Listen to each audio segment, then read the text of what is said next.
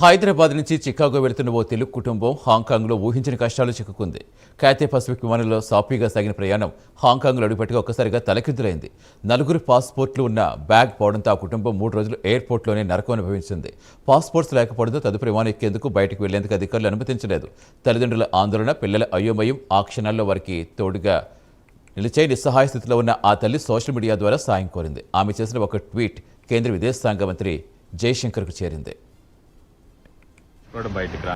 నేను మా ఫ్యామిలీ హైదరాబాద్ నుంచి షికాగోకి క్యాథే పెసిఫిక్ ఎయిర్లైన్స్లో బయలుదేరాము.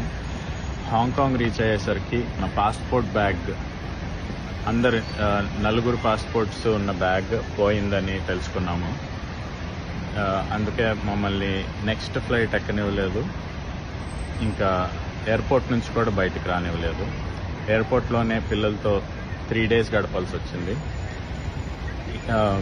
ఈలోపు మా వైఫ్ ట్విట్టర్లో నారా లోకేష్ గారిని ట్యాగ్ చేస్తూ ట్వీట్ పెట్టింది.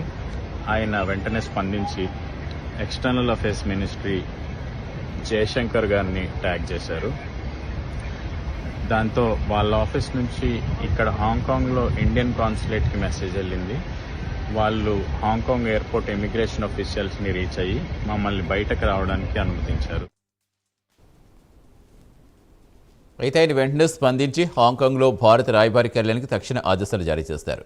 దీంతో భారత రాయబారి కార్యాలయం కల్పించుకుని ఆ కుటుంబాన్ని ఎయిర్పోర్ట్ నుంచి బయటకు తీసుకొచ్చేందుకు అనుమతి సాధించింది. అంతేకాదు, అత్యవసర ప్రాతిపదికన కొత్త పాస్పోర్ట్ జారీ చేసి వారి ప్రయాణానికి తిరిగి మార్గం సుగమం చేస్తుంది. 3 రోజుల ఆందోళన తర్వాత ఆ కుటుంబం స్వేచ్ఛ ఊపిరి పీల్చుకుంది. ఈ ఘటన ప్రభుత్వాల పట్ల ప్రజల నమ్మకాన్ని మరింత పెంచిందని ఆ తల్లి తెలిపారు. చిన్నారులు థ్యాంక్ యూ ఇండియన్ గవర్నమెంట్ అనడం అందరి హృదయాలను తాకింది. ప్రపంచంలో ఏ మూలనున్న ప్రతి భారతీయుడికి మాతృభూమి అండగా ఉంటుందని ఈ ఘటన మరోసారి చాటి చెప్పింది. అందరు 4 passport Thank you, Indian government.